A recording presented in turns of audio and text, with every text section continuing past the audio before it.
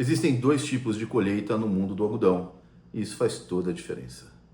Meu nome é Peri Pedro e eu atuo no mercado nacional e internacional de algodão há mais de 23 anos.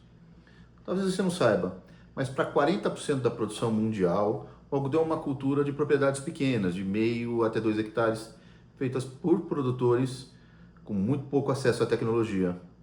Essa produção abrange um número muito grande de produtores. Só na Índia estamos falando de 6 milhões de famílias. Por isso ela tem uma importância social grande.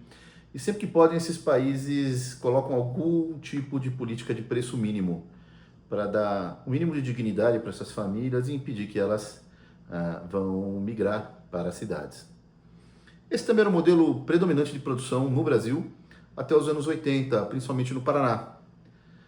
Na década de 90, alguns pioneiros levaram essa cultura para o Cerrado. E não por coincidência, em alguns anos o Brasil foi de um importante importador mundial para um exportador. Algumas décadas depois, nós somos o maior exportador mundial de algodão.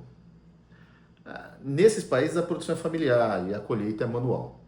Os capulhos colhidos, eles são colocados em um saco. Ficam por lá por dias, às vezes semanas, até que passe um caminhão e esse caminhão os leve para a algodoeira, que geralmente pertence ao Estado, uma cooperativa ou a um terceiro. Aliás, o Brasil é o único país do mundo em que os produtores têm escala suficiente para que a maioria dos produtores tenha a sua própria algodoeira. Durante o armazenamento, o transporte e mesmo o beneficiamento desse algodão na algodoeira, ele está sempre próximo a alguém e exposto ao ambiente, né? A operação industrial ela está preparada para separar grandes contaminantes, como folhas ou pedaços de ramos, mas ela não consegue separar filamentos, como cabelo, pelo de gente, pelo de animais, penas de galinha ou mesmo pedaços daquele saco que foi usado para armazenar o algodão. Esses filamentos fatalmente vão ser filados junto com a fibra do algodão e vão se transformar em fios. E essa contaminação só vai ser percebida quando esse fio virar tecido e esse tecido passar por um controle de qualidade depois do tingimento. Nesse momento, metros e metros de tecido vão ser perdidos, porque esses tecidos são vendidos em bobina e não dá para recortar só a parte contaminada e jogar fora. A seleção para tirar esses contaminantes, nos países em que esse algodão é muito consumido, ela é feita de maneira manual. Tá? É por isso que os países que consomem esse tipo de algodão colhido à mão, geralmente têm custo de mão de obra muito baixo. Na Índia, por exemplo, que é o segundo maior consumidor do mundo, todo o algodão consumido ele é colhido dessa maneira. Os maiores exportadores desse algodão são os países da África, já que a Índia e o Paquistão, que são os maiores produtores, acabam consumindo toda a sua produção. E às vezes importando um pouquinho, como é o caso desse ano.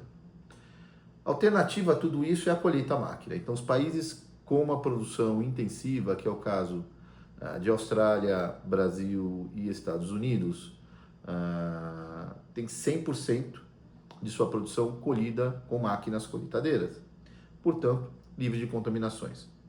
A última vez que eu estive na Turquia, estava visitando uma fábrica e o diretor de produção fez questão de me trazer uma amostra de algodão brasileiro contaminada. E eu perguntei para ele, há quanto tempo você consome algodão brasileiro? Ele falou, mais de 10 anos. Eu falei, e quantas vezes isso aconteceu? Ele falou, não, é a primeira vez. Então, isso demonstra como é raro e por que algodão colhido à máquina é considerado livre de contaminação. Colheitas à máquina, elas demandam uma área sistematizada, demandam investimento e demandam escala, né? Essas máquinas são extremamente tecnológicas, têm centenas de sensores e elas requerem uma manutenção constante. Por outro lado, quando você compra algodão de um desses países, não só você deixa de ter uma pré-limpeza, aquela seleção que eu te falei manual, mas você também vai poder vender o seu fio ou o seu tecido como fio não contaminado. E isso tem um sobrepreço e tem acesso a mercados que só compram esse tipo de fio.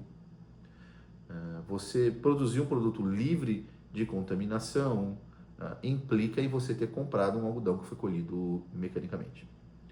Mesmo em países que consomem os dois, como a China ou a Turquia, que está em transição, O algodão colhido à máquina ele é segregado do algodão colhido à mão e eles são vendidos para clientes diferentes. No caso da China, existem outras razões para segregar por origem e vender para clientes diferentes, mas isso é assunto para um próximo vídeo, a gente não vai falar disso aqui. A conclusão é que os concorrentes do Brasil no mercado mundial são os Estados Unidos e a Austrália. Quando a gente vai analisar oferta e demanda, a gente analisa do ponto de vista mundial e depois do ponto de vista do algodão colhido à máquina. Países que só consomem algodão colhido à máquina também, para esse país não importa o que aconteceu com o algodão da África ou com o preço mínimo da Índia, por exemplo. A gente leva isso em consideração na hora de tomar a decisão de quando vender ou quando comprar o algodão. Eu sou Peri Pedro, consultor independente, e eu uso as ferramentas das tradings para melhorar rapidamente e profissionalizar a sua tomada de decisão, seja para vender o algodão, se você for um produtor, ou para comprar o algodão, no caso da indústria. Se você gostou do vídeo e quer receber mais vídeos como esse, dá um pulo lá no meu site, dê o seu like e se inscreva no canal. Se quiser comentar alguma coisa, o algoritmo vai saber que tem que mandar mais vídeos para você da próxima vez, combinado? Um grande abraço e até a próxima.